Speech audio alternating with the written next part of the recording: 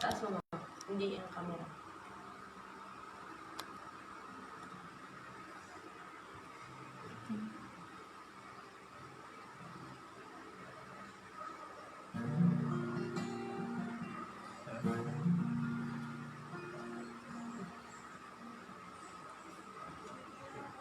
Okay.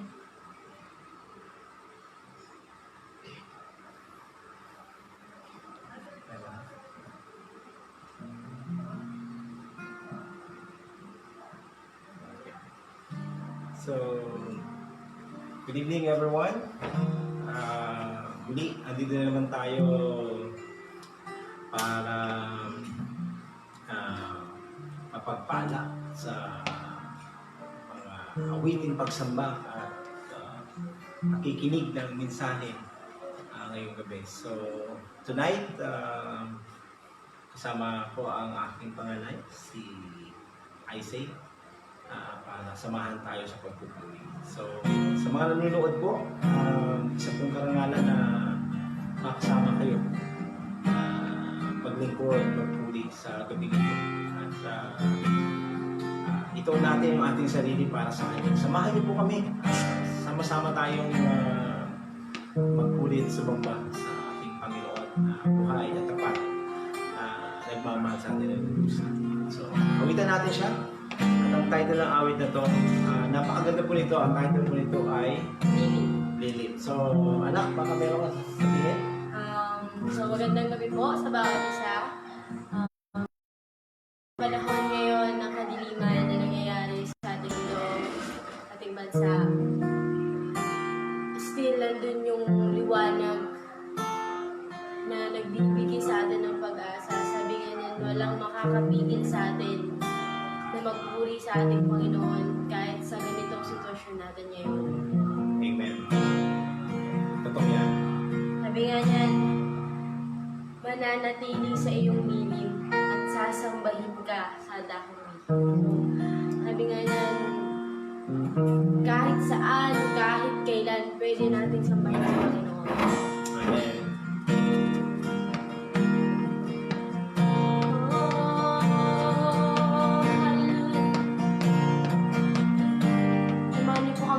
Sa ating Panginoon.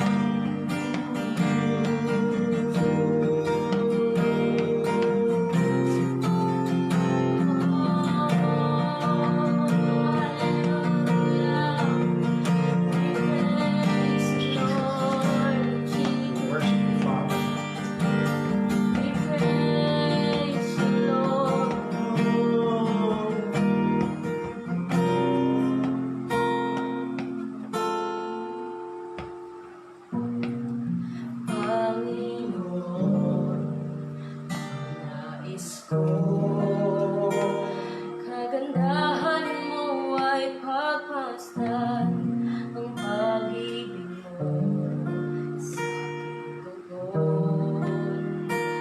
Kailan ba'y di pababayaan sa iyo lamang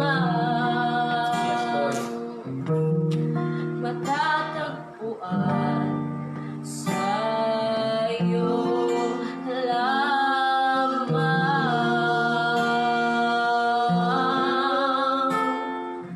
mananatili sa iyo lilim sasambahin sa dakong lihim mananatili sa iyo lilim ng masumpungan sa mananatili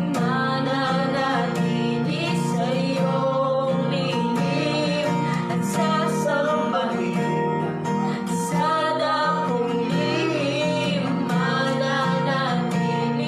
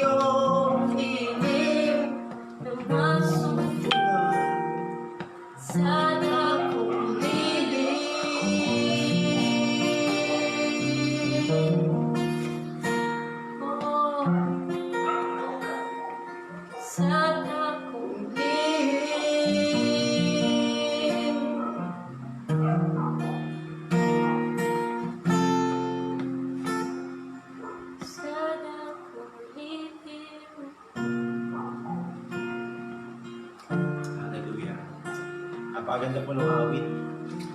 Ang title niya, Bloom. Alam mo yun, napakasarap po na manatili sa piling ng Diyos. At samantalahin natin yung pagkakataon na we have this privilege to be with God, to be with the Lord, hearing His gospel, His word. At I know God has a great purpose for everyone. Even in every situation, God has a reason. And number one is that is to worship Him, to love Him, to be with Him, and to glorify Him. Hallelujah.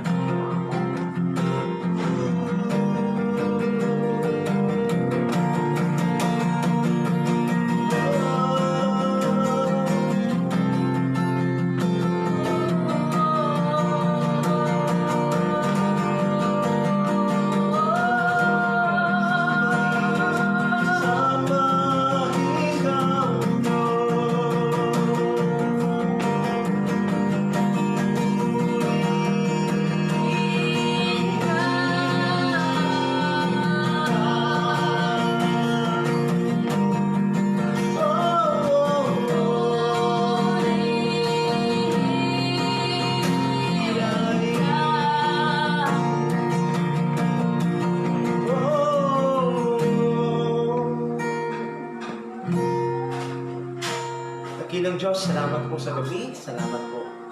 At binigyan niyo na naman kami pribileyo na luwalatiin ka. Sambahin ka, at ilahin ka. Panginoon, samahan niyo po kami sa gabi nito. At tunay nga, Panginoon, na mangusap ka sa bawat isa na makakapakinig o saksi sa gabi ng pagsambang ito. Lord, wala kaming ibang hangaan kundi ikaw na manatili sa aming puso, sa aming buhay. Pagkat alam po namin, Panginoon, ang ikay naniyan ay sapat na para kami magkaroon ng kapanatagan, para kami magkaroon ng kapayapaan, para kami magkaroon ng katagumpayan. Kaya o Diyos, hayaan mo, maparangalan ka, maluwalhati ka sa gabing ito at mag-usap ka, kumilos ka sa buhay ng bawat isa na makakasama namin sa pagsambang ito. Kaya samahan po kami ng Espiritu Santo at wala ibang maparangalan kundi ikaw lamang na aming Panginoon na buhay tapat noon, ngayon at magpakailanman. Ama, salamat po. Ito po ang aming samot dalangin sa pangalan ni Jesus na aming Panginoon tagapagligtas. Amen. So again, magandang gabi po sa bawat isa. Masaya po kami na muli makasama kayo kahit dito sa ganitong paraan. Salamat, napakabuti ng Diyos dahil meron ng ganitong mga technology na kahit tayo'y malayo sa isa't isa, may paraan pa rin para tayo po ay malapit. Para tayo po ay yung layo ay hindi magiging dahilan na hindi tayo mapagpala, hindi tayo ma-encourage sa pamamagitan ng mga salita ng Panginoon na inihanda niya. So again, maraming salamat po sa mga nanonood, sa mga kapatid po natin. We love you and we thank you. Salamat at may oras kayo at sa mga iba pa. Kumbaga samantalahin natin. Kumbaga yung gabi ay maibigay natin, may alay natin sa Panginoon. Kayo mga nanonood dyan, mga kaibigan, mga kapatiran, kaklase, kapwa ko mga lingkod, magandang gabi po sa inyong lahat. So binabati ko po pala ngayong araw ay kaarawan po ng isa po sa magiting na frontliner po namin si Noel Basolo, God knows na how thankful I am sa buhay mo. So, binabati kita na mapagpalang kaarawan. So, binabati din namin si Charles na nanonood at birthday din niya. Okay?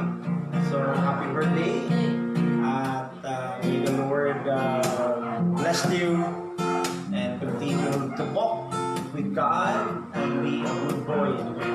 So, dami pa ng may kaarawan ngayon. So, maligayang kaarawan sa inyong lahat. So, to continue, siguro it's about time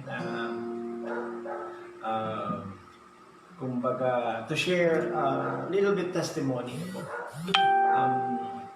I'm so thankful for this day sapagkat kumbaga, nagkaroon po ng worship service kaninang umaga doon po sa isang church natin, doon po sa Life Giver Church sa Bagong Bayan. And we're so thankful na kumbaga na nakakamiss po kasi talaga na magsama-sama sa pagsamba. So, maraming salamat dun sa aming administrator, kay Manay Elsie, kay Mama NT, na kumbaga naghanda ng lahat. May social distancing ang mga upuan. At meron din tayong inihanda na kumbaga mask and alcohol kasi yun po yung ni-required nung tayo po ay kumbaga mag-courtesy sa MDR mo and dun sa kapitan ng barangay. So matagumpay po, ang saya, ang sarap ng pakiramdam na muli nakapagsamba kaninang umaga. So yun po, ang saya-saya po ng pakiramdam ko na sabi ko, na-miss ko yung ganitong tuwain.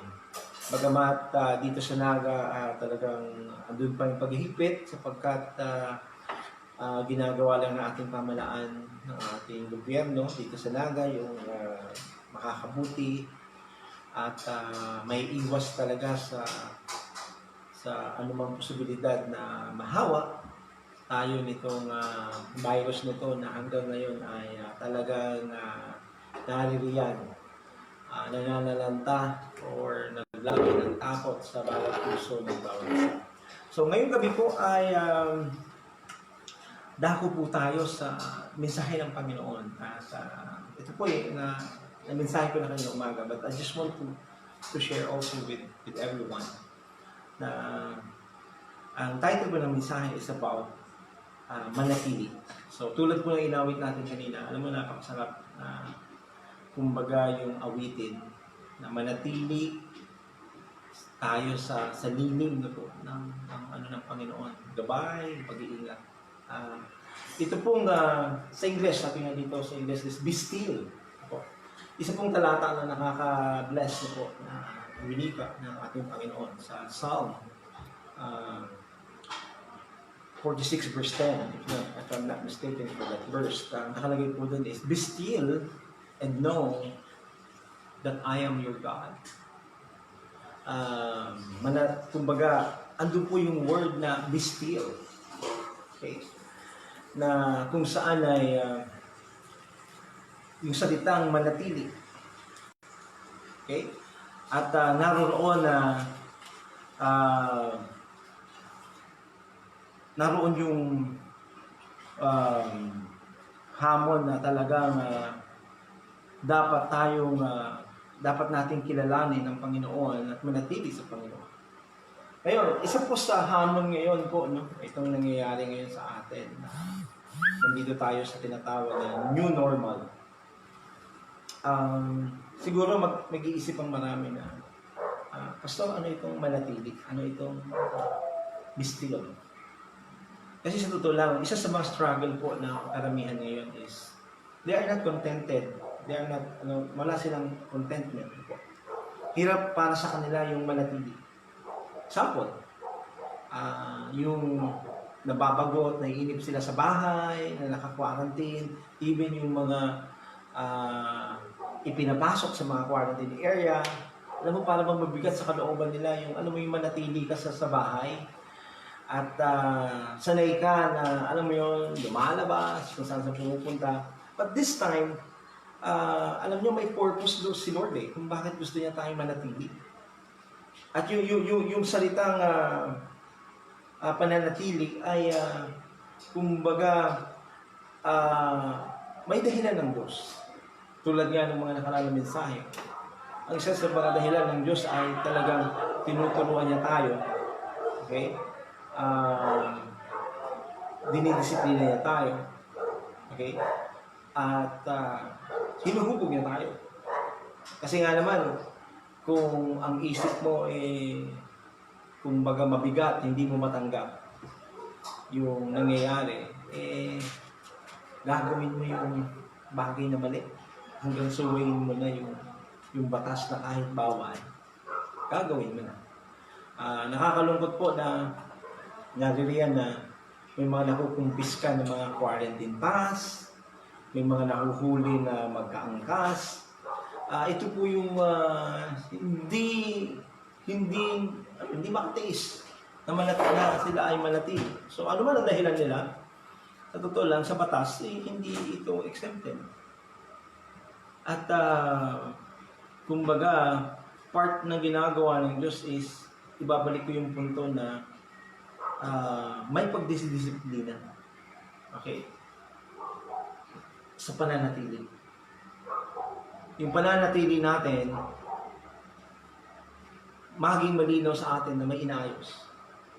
Kung gagawin mo or iisipin mo na mabigat o magiging kabagutan yung bagay na pananatili mo sa bahay, nakakalungkot.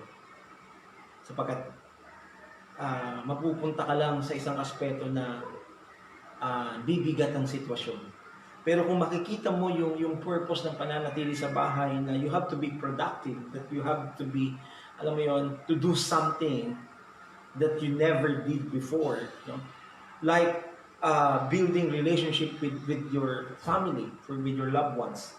That's very important. And aside from that, alam mo, nakakatawa na ito yung moment na sama-sama kayong mag-bonding, magtanim, magbungkal ng lupa, sama-sama kayong magkaroon ng, kumbaga, kulitan, sama-sama sa pagluluto. Alam nyo, may enjoy nyo yung moment. May enjoy nyo yung tinatawag na memories habang tayo ay naka-lockdown, habang tayo po ay magkakasama sa loob ng tahanan. At makikita nyo, sa pagbago ka matulog, ma-appreciate man the Lord, salamat. Ito yung nawawala noon, ito yung wala noon na ngayon, di ba? Ay ibinigay ng Diyos. Dati ang hirap yung family day na nga, naalala ko noon. Kumbaga, even nga ako noon, family day na ng anak ko, required ng mga magulang umatid. Alam mo, hirap na hirap. Kailangan kong humabol, kailangan kong magpaalam. Alam mo, hindi ko inaabot na nalulungkot ako na wala ako, hindi ako nakasama sa family day ng anak ko. Pero ngayon, every day is a family day. Every day is a day to be with your family. Diba? So ito po yung bagay na nakakatuwa, nakaka-bless na ginagawa ng Diyos sa buhay natin ngayon. Kaya nga, ano ba ito salitang manatili, no? Kasi may purpose pala, may dahilan pala kung bakit kailangan nating manatili. Dahil unang-una, dinidisiplina tayo ng Diyos. Ano ba yung dinidisiplina ng Diyos sa atin? Ano ba yung inaayos niya? Ano ba yung hinuhubog niya sa buhay natin? Ano po? You know, kumbaga, everything is about our character, our attitude. Actually, God is after our character, our attitude. Kasi unang-una, na dinidisiplina niya sa atin. Number one is yung tinatawag na God discipline our desire, or He discipline our desire.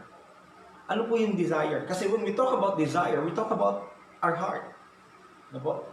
Ibig sabihin, dinidisiplina yung puso natin. Ibig sabihin, inaayos niya yung damdamin natin sa mga bagay na nagaganap. Kaya nga, ano ba naman ang puso mo? Kanino ba ito nakasentro? Kung nakasentro sa mundo, nakasentro sa mga material na bagay sa mundong ito, o nakasentro ito sa mga tinatawag na makamundong buhay, alam niyo po, kumbaga, matuturete ka sa sitwasyon. Hindi mo matanggap ang sitwasyon. Naalala ko, nag-message ako dun sa closing ng isang quarantine area natin dito po sa Kamsur. At meron pong graduate na, hindi ako nagkakamali, nasa 112 sila. Nag-message po ako ng gabi. And, kumbaga, nabanggit ko yung, bakit pagdating sa mga bagay na kalokohan, bakit pagdating sa mga bagay na katuntuhan o kabalbalan, ang saya-saya natin, nag-i-enjoy tayo, or parang, alam mo yun, nandun yung simpatya natin, andun yung, alam mo yun, kumbaga, sobrang kagalakan. Pero pag pinag-uusapan ng tungkol sa Diyos, diba, ang mga tao, walang interest. Ang mga tao, kumbaga, nabibingi o nagbibingi-bingihan sa mga bagay ukol sa Panginoon. Alam mo, nakakalungkot, no? Na ito po yung gusto ayusin ng Panginoon, na ano ba talaga ang dapat mong pinapahalagahan? Ano ba dapat ang laman ng puso mo? Diba? Kasi kung anong nilalaman nito, diba? Kung ang laman nito ay ang Panginoon, makikita sa buhay mo na hindi mo ikatutuwa yung mga bagay na mali, hindi mo ikatutuwa yung mga bagay na kalokohan. Kundi iiwas mo yung sarili mo na gawin yung mga bagay na alam mong hindi ka lumibigod sa Panginoon. Ang sabi ng iba, Pastor, napaka-killjoy mo naman. Diba? Kung baga para bang puhulo na lang seryoso. Alam mo, sa totoo lang, hindi po sa pagiging killjoy. Ang tanong dito, kanino mo ba hinahanap ang kaligayahan mo? Pwede mong takpan yung kaligayahan mo doon sa mga kalokohan. Minsan nga, yung isa, kinounsel ko dahil bago magtapos, patapos na. Aba, meron bang nag-away, nagsuntukan sa loob ng mga IDPs? Inupuan ko. Kasi yung isa, ang ginawa, naglagay ng mga bato sa bag. At yung isa naman, hindi niya ikinutuwa, nagalit. Diba? Sobrang galit niya, yung bato, nihagis niya. Doon sa, malapit doon sa taong gumawa nito, sa sobrang galit, na hindi naman niya direktang pinatamaan. Ngunit, alam mo, right away, yung tao pa na gumawa ng kalokohan sa kanya, yung pa ang mabilis na umamba. At nakatingin pa siya ng suntok. Ang bigat sa kalooban niya na binuli na siya, pinagtripan na siya, tapos nasuntok pa siya. Ngayon sabi ko nga sa kanila, alam nyo, ano ang pwedeng gawin natin? May kasama kong pulis. Gusto nyo magsuntukan? Gusto nyo magkastahan? Na mapalalala lang ninyong sitwasyon. O sabihin natin mabigat sa kalooban mo dahil ikaw na binuli, nasuntok ka pa. Diba? Ang sabi ko lang, alam mo, may mga bagay talaga sa mundo na minsan hindi natin matanggap, minsan nangyayari. Ngunit, ano ba yung tinatawag na katayuan mo? Kasi kung ang puso mo maayos, hindi mo papatulan, hindi mo na palalalain yung sitwasyon. At to be honest, alam mo, sabi ko dun sa lalaki, kung ako nga naman gagawin mo ng gano'n, magagalit din naman talaga ako. Diba? Kumbaga, kaya lang, syempre, dahil mali yung ginawa mo, sabi ko nga, humingi ka ng paumanhin. Dahil, kumbaga, mabigat yung ginawa. Alam mo, nagpaumanhinan, yung isa hindi ko matanggap, sabi ko nga sa kanya, kumbaga, huwag mong sirain yung sarili mo dahil lang sa pangyayari nito. Kasi, magkakasama kayo sa jeep, baka mamaya magsuntukan pa kayo, magsakitan pa kayo, baka saan pa mapunta yung sitwasyon na nangyari. No? Kumbaga ngayon palang tapusin na natin. And I'm so thankful yung isa, inako niya yung pagkakamali niya, humingi talaga siya ng panumanhin, niyakap niya talaga yung isa na talagang nasaktan. Sabi ko, sana tapusin na natin ito. Diba? And I'm so thankful na nagpatawaran yung bawat isa. Kaya nga, alam niyo po, napakahalaga na sa buhay natin, may maintindihan natin, inaayos ng Diyos sa puso natin. Yung hangarin ng puso natin. Ano ba ang hangarin ng puso mo? Sana yung hangarin ng puso mo ay siya. Sapagkat maging malinaw po yung talata na sinare ko doon sa kanila. Sabi ko doon sa awit 37, 7 verse 4, na sa Diyos mo hanapin ang kaligayahan. Sa anong paraan mo mahahanap yung kaligayahan sa Panginoon? Alam mo kung ano yung kalugod-lugod, kung ano yung nararapat, kung ano yung kasaya-saya. Diba? Ayun yung gawin mo. Paano ka magiging pagpapala? Kung paano ka magiging katugunan? Paano ka magiging sagot sa problema ng iyong kapwa? Diba? Hindi yung ikaw yung mag-iisip pa ng masama. Diba?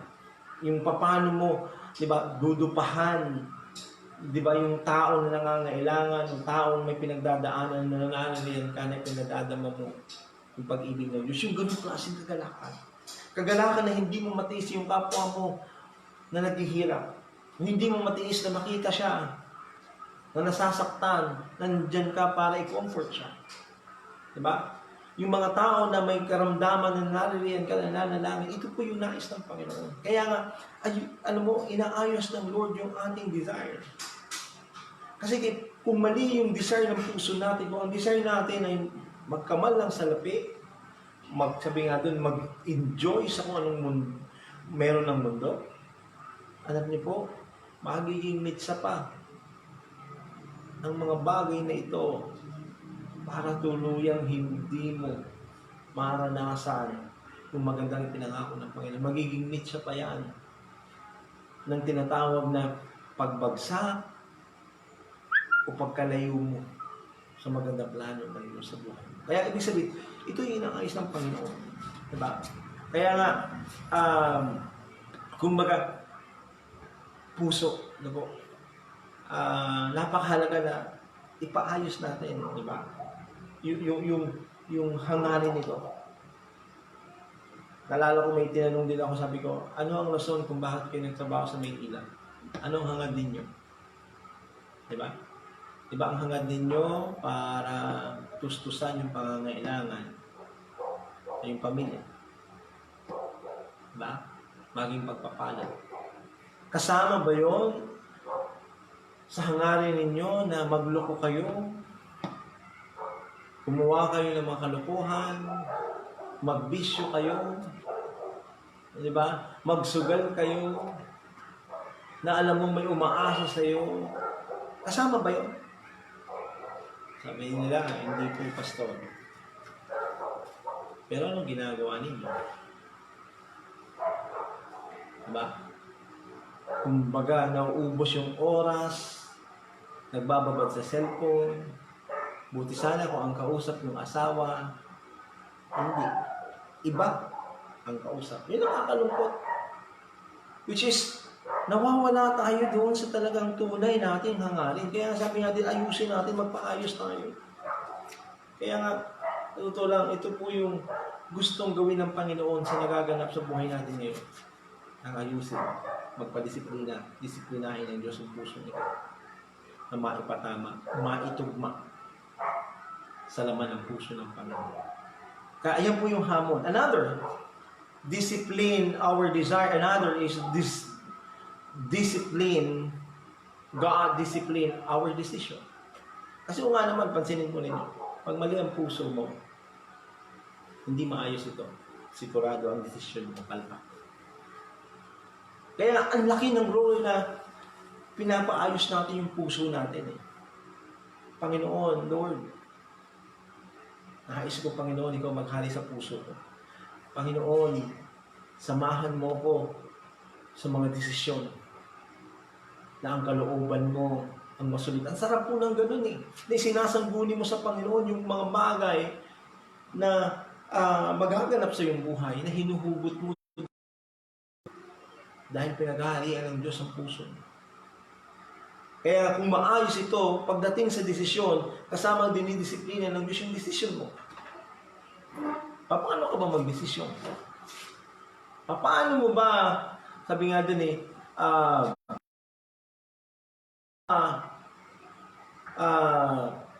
nakakarating sa punto na yun yung nararapat na desisyon na dapat mong gawin sa buhay. Ano yung sabi doon? Whatever you do it for the Lord. Lagi na nababanggit. Desisyon na isinasangguni. Sabi pa doon, sa Proverbs chapter 3, verse 4, 5. Trust in the Lord. Diba? Andoon po yung hamon.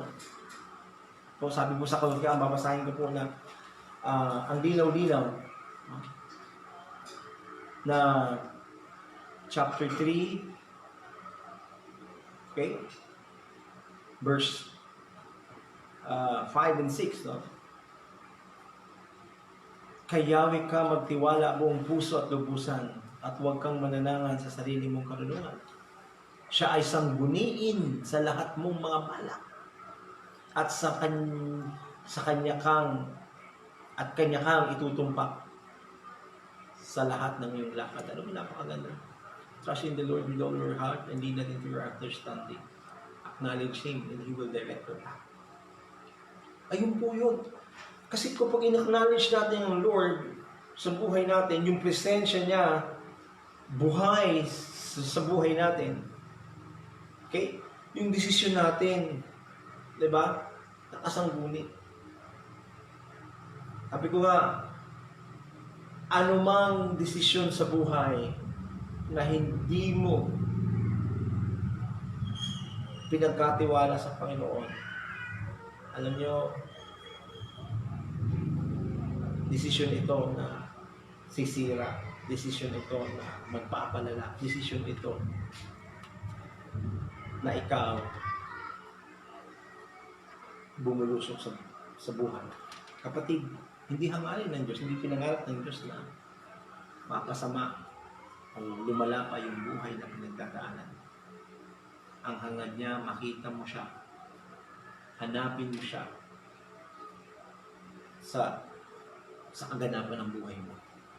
Kasi nakakalimutan na natin dahil mas nakikita na natin ang problema. Pero remember, God wants to discipline our decision. Decision, are we honoring God? Are we glorifying God kapag ginawa natin ito? Sabi ng iba, basta para andali lang sa'yo. Alam niyo kung nagiging mahirap isang bagay dahil pinapahirapan natin. Kumaga na isang bagay dahil pinapaga natin. It is a matter of decision, how you choose. Alam mo, kahit anong bigat ng problema, kung pagagainin mo ang sitwasyon dahil may Diyos ka, hindi mo mararamdaman ang bigat o yung dala ng sitwasyon. Kundi ang makikita mo ang Diyos sa bawat sitwasyon. Kaya ito po yung napakaganda na ginagawa ng Panginoon. Kaya nga, ito po yung hamon na kumbaga every mistakes, what would be your response? Sa bawat pagkakamali na gagawa mo, ano yung response dapat yung ginagawa mo? Ito'y desisyon na dapat mong tingnan, na dapat magpakumbaba ka, na dapat hingin mo yung basbas niya at matuto ka sa mga bagay na maling desisyon sa maling pagkakataon. Ako pa ulit sinasabi ko, ang pinakamaganda na magaganap sa buhay mo, yung merong kang natututunan sa bawat sitwasyon, sa bawat pagsubok na dumarating sa buhay. Kaya nga, kaya naalala ko, even sa group chat namin, nag-send ako, sabi ko, sa mga kapatiran sa kanila, pwede bang mag-share kayo ng mensahe, ng testimony, ano yung lesson natutunan nyo sa sitwasyon ito. Alam mo, nakakatuwa ang mga nag-response na natuto sila na lalong magtiwala sa Panginoon. Natuto sila na magdepende lalo sa Panginoon. Kaya nga nalulungkot po ako dun sa mga tao na nakatingin sa material na bagay. Mga taong naghahabol sa material na bagay. Dahil alam nyo, kumbaga, instead na ang biyaya ang maghabol, hinahabol mo yung pagpapala, may mali. Sapagkat ang itinuturo ng Panginoon, malinaw po dun sa Matthew 6:33. Ito po, malinaw doon na nakalagay, seek ye first. But seek ye first. Jesus answered, seek ye first the kingdom of God and His righteousness, and all these things shall be added unto you. Ano po ibig sabihin nun? Ang kaharian ng Diyos ang unahin natin. Ano ibig sabihin nun? Yung kaharian, ang Diyos mismo, na siyang hari, na siya dapat unahin natin. Sabi doon, at ang kanyang katuwiran, His righteousness. Yun po yung hanapin natin. Yung buhay na payapa, yung buhay na kalugod-lugod, karangal-rangal. Nakalagay yun, ang lahat ng bagay ay susunod. Ang lahat ng bagay na kailangan mo, hinahangad mo, diba? Ipagkakaloob sa'yo. And all these things shall be added. Alam mo, napakaganda. Because you made the right decision that you seek ye first. You seek God first in your life. At ito po yung kumbaga sa part ng Panginoon, napakasaya ng Diyos dahil inuna mo siya. Kaya sa panghuli, ito po yung hamon sabi niya. He discipline our desire, He discipline our decision, and the last, ito po nakakatawa, God discipline our direction. God discipline our direction. Alam niyo kasi sa totoo lang, ito nabanggit ko rin dun sa mga IDPs, sabi ko sa kanila, kung hindi pa nangyayari ito, wala kayong panahon sa Diyos. Kung hindi pa naganap ito, hindi kayo makakatawag sa Diyos. Dahil ang laman ng isip ninyo, magtrabaho. Dahil umiikot ang mundo nyo. Saan? Sa mga bagay na meron sa mundo. Alam niyo po, ang unang inaayos ng Lord, na dapat umiikot yung ating mundo sa Panginoon. Umiikot yung mundo natin na nagtitiwala sa Diyos. Na anuman ang nagaganap sa buhay natin, alam natin ng Diyos na ating sinasamba dito sa mabayaan. I just want to share this honestly. Ito pong tinatawag na God discipline our direction. Yung landas na tinatahak po natin. Yung tinatahak ba natin na landas, ito ba yung nais na landas na dapat natin hakbakan? O pilit lang natin ginagawa ang mga bagay dahil gusto natin. Hindi niya gusto. Alam niyo, napakahalaga na nagkukonsulta tayo sa Panginoon. Mahalaga na nagtatanong tayo. Mahalaga na nandiyan na may pastor ka, may kaibigan ka na pwede mong malapitan para hinga ng tulong. Alam niyo po, nandito kami para sa inyo. At kayo din ay naririyan para sa amin. Kung para bang, we need each other. Because napupulpil yung purpose ng bawat isa kung tayo po'y magtutulungan. Kaya nga, ang realidad ngayon, to be honest, ang totoong problema ng tao, hindi naman talaga yung virus. Hindi naman talaga yung kahirapan. Ang totoong problema ng tao, hindi naman talaga yung paghihigpit ng pamalaan. Ang totoong problema ng tao, hindi yung galit ng asawa mo dahil wala kang madadalang pera, dahil wala kang trabaho. At totoong problema ng tao, to be honest, is yung tinatawag na kawalan ng relasyon sa Diyos. Kawalan ng tao, ng panahon sa Diyos. Alam niyo po, kung makikita lang natin yung halaga ng Diyos sa buhay natin, yung Diyos mismo magpapahalaga sa buhay na pinagkaloob na sa'yo. Tapat ang Diyos na tumawag. Tapat ang Diyos na naglikha sa'yo. Ang totoo, tayo yung nawawala. Tayo yung naliligaw. Tayo yung tumatalikod sa magandang pangarap ng Diyos sa buhay natin. Ang tanong, ang pangarap mo ba? Ito yung pangarap ng Diyos. Yung hangarin mo ba? Ito ba yung nais ng Diyos? Kapatid, ulitin ko, ang tunay na problema natin, yung tayo'y sarado, yung tayo'y bingi, yung tayo'y bulag sa ating Diyos. Kaya nga alam mo, the greatest thing that could ever happen to you, yung ikaw ay magkaroon ng relasyon sa Panginoon. Dahil yung relasyon na yan, diyan magsisimula yung kanyang himala. Diyan magsisimula na maranasan mo yung kapangyarihan ng Diyos. Diyan magsisimula na yung imposible magiging posible. Kaya kapatid, ito yung hamon ito.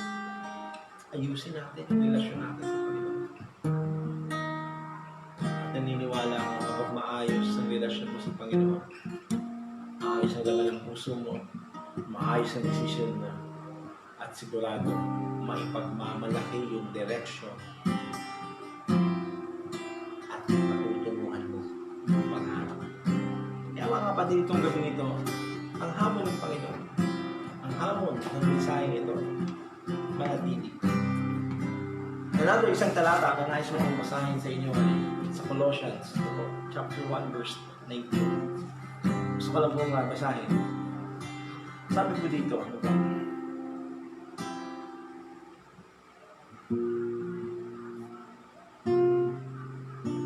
Sabi dito,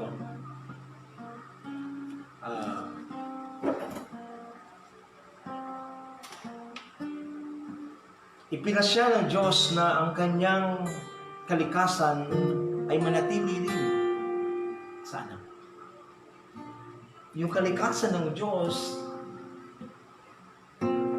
yung kanyang pagiging, ay yung likas, na kung ano siya, kabutihan niya, kagandahan ng loob niya, ay kasamang manatili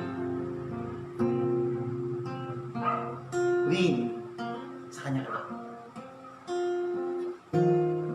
At inibig niyang ang sandaigdigan ay makapagkasundo sa kanya sa pamamagitan ng anak. Sa pamamagitan ng pagkamatay nito sa krus, nagkasundo nga ang Diyos at ang lahat ng nilikha sa langit at sa lupa. Alam mo, napakaganda na, alam nyo, ang kalikasan ng Diyos, yung nature ng God, come over dahil nakapagkasundo siya. And you have this privilege. And you have this opportunity na ma-enjoy ang buhay habang nasa mundo. Kapatid, aanin mo ang mundo na puno ng hinagpis, puno ng pagsubok. Wala pa sa iyo ang Panginoon. Anong mundo meron ka? Pero naniniwala ako sa iyo, naniniwala ako sa Panginoon na pag siya kasama mo, anumang hamon, anumang dilim, anumang banta, anumang takot na meron ng mundo, may kapayapaan. Anumang bigat ng pagsubok, alam mo na merong katanong sa'yo, alam mo na merong yayakap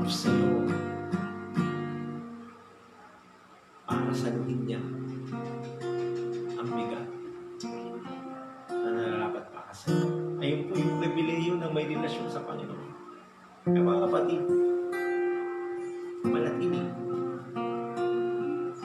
Manatili. Maaring nababagod ka, pero kapatid, wag. Hindi kalubuhan ang manatili ka sa piling ng Diyos, kundi isang pribileyo with your own eyes to witness how great and how wonderful God is. Kaya sa lahat ng mga nakinig, sa lahat po na naririyan, ulitin ko po, maging masaya tayo dahil may inaayos ang Diyos sa buhay natin. Higit sa lahat, this is the right attitude. Magpaayos tayo, kapatid. Magpahubog tayo. Diba? Sometimes, naalala ko, nabanggit din sa Biblia na minsan pag tinutuwid tayo, hindi natin matanggap sama sa kalooban natin kasi dinidisiplina tayo. Pero tandaan mo po, sa ikabubuti mo ang lahat ng mga bagay mo. Bahagi ng paghubog ng Diyos ang maging kang matatag. Hindi ka magiging matatag kung hindi mo pagdadaanan ng lahat ng mga bagay na magaganap sa iyong buhay. Ang mahalaga, hindi ka bumibitaw, hindi ka sumusuko dahil alam mo may Diyos ka na nagmamahal sa iyong lubos. Kaya mga kapatid, salamat sa pakikinig. Conclusion po nito, tandaan po natin, ang buhay po natin, kahit balik-balik tayo, ang Diyos ay kailanman hindi ka susukuan. Hayaan mo na manatili siya sa iyo. Hayaan mo manatili ka sa Kanya. At mararanasan mo ang kabutihan at ang magandang plano niya sa buhay mo. Ulitin ko, sapat na siya para magtagumpay ka. Sapat na siya para maramdaman mo na naniliyan siya para sa'yo. Kaya mga kapatid, minsan pa samahan niyo po ako, samahan niyo kami, abitin natin ulit yun ang awit na lyrics. Sabi ko dun sa lyrics o dun sa chorus, mananatili. Mananatili sa iyong dilim, sasambahin sa dakong bihing. Mananatili sa iyong dilim, na masumpungan sa dakong bihing.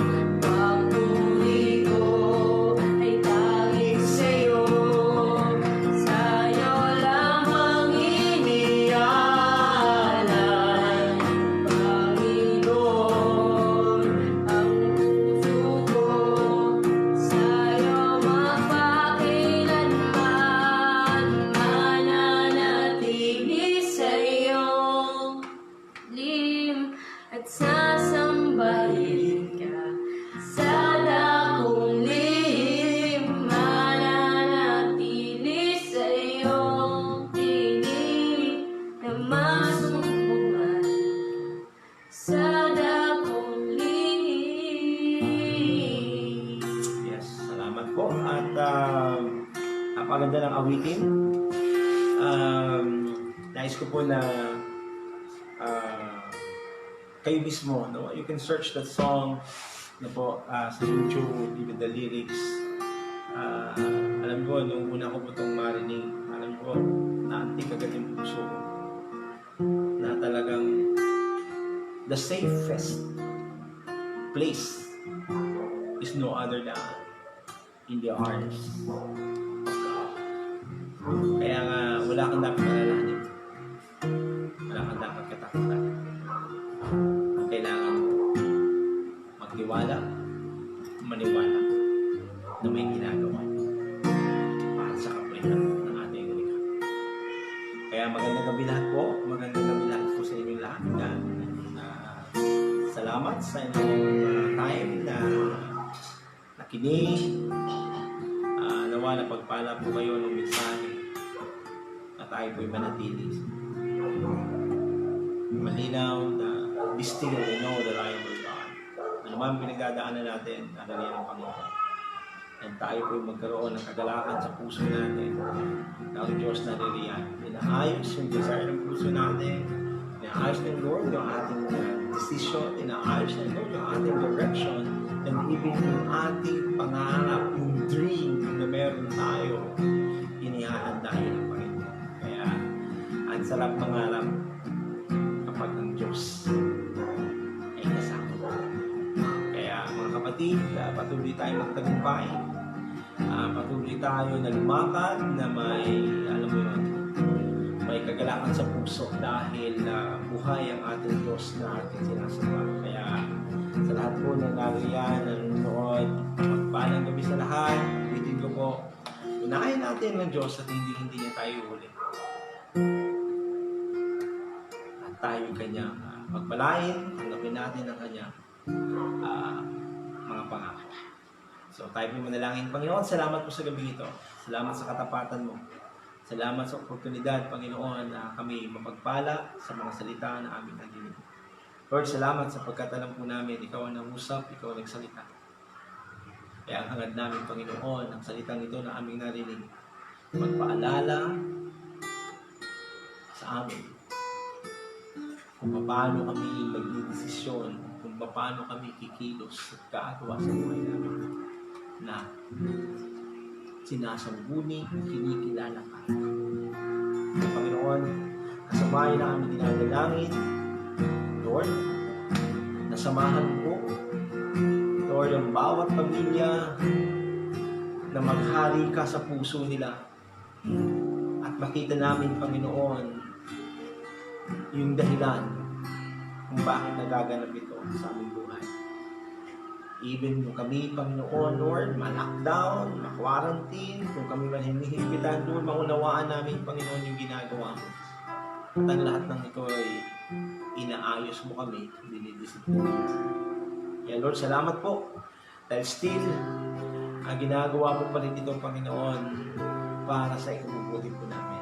Salamat sa aming pamalaan, Panginoon, na hindi napapagod at paglingkuran ng aming kapwa mamamayan. Salamat, Panginoon, sa aming presidente. Samahan mo po siya sa mga desisyon na kanyang gagawin.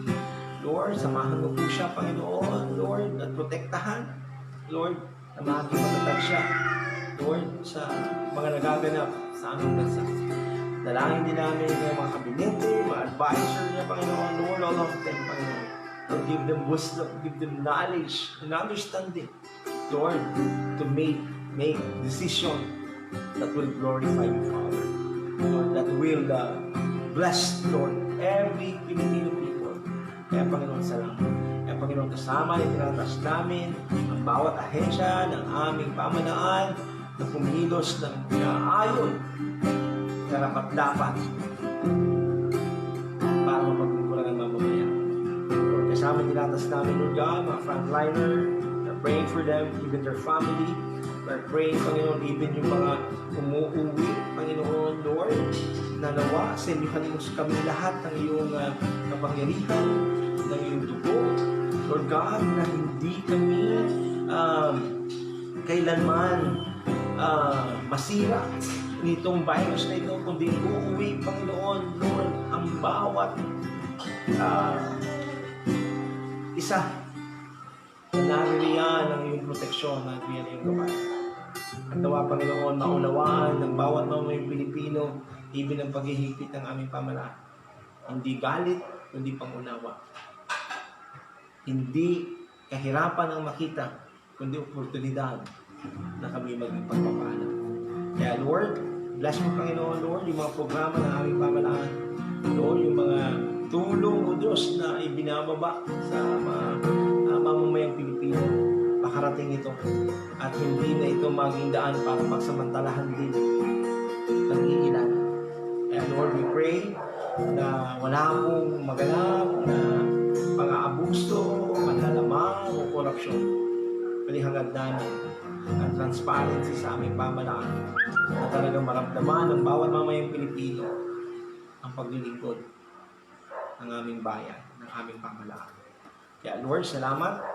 At also pinapanalangin po namin ang aming mga volunteer na frontliner. We are praying, Lord, at pinadalangin din namin, Panginoon, yung pagkilos mo sa buhay, ang mga nagpa-positive, Panginoon, Lord, sa virus nito, na sila yung makarecover, Lord, even their family na affected, Lord, na yung emotion nila, yung kanilang mga desisyon, Lord, dalangin po namin. Lord, na ikaw ang mag-control. Ikaw, Panginoon, ang siyang magpakalma. At hindi ito magpalala pa ng sitwasyon. Kaya, Lord, we pray for every family, every Filipino family, Panginoon. Lord, na maging daan ang kaganapan ito, na kami sama-samang lumuhod, madalangin, at magtiwala sa iyo. Kaya, Ama, salamat po sa pag-ibig mo. Salamat po sa katapatan mo. Salamat po, Diyos, sapagkat naririyan ka na nagmamahal sa amin. And even, Lord God, sa mga naglalakbay, na nagdag sa quarantine area, Panginoon, Lord, we pray for them.